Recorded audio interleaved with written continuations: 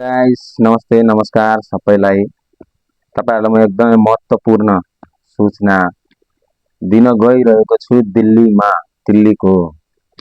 दिल्लीमा तपाईको के भन्छ भन्दाखेरि लकडाउन लाग्नेवाला छ।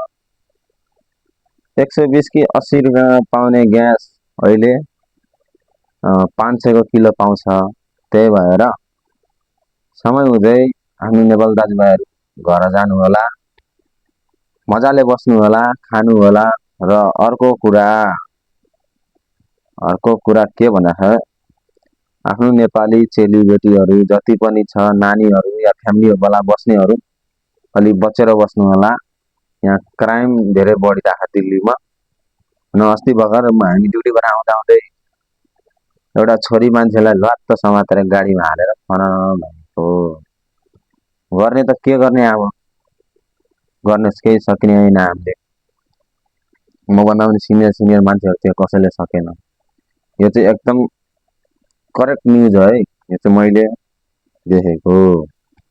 त्यही हुनाले म भन्न चाहन्छु मेरो नेपाली दाजुभाइ बहिनी आफन्त मित्रहरु सबैलाई राम्ररी बस्नु होला, सावधान हुनु होला, अलर्ट बस्नु होला।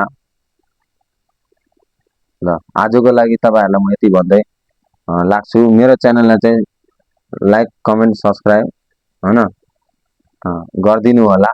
फेसबुकमा हेर्नु भएको छ भने फलो पक्कै पनि गर्नु होला। ल यति भन्दै जय नेपाल।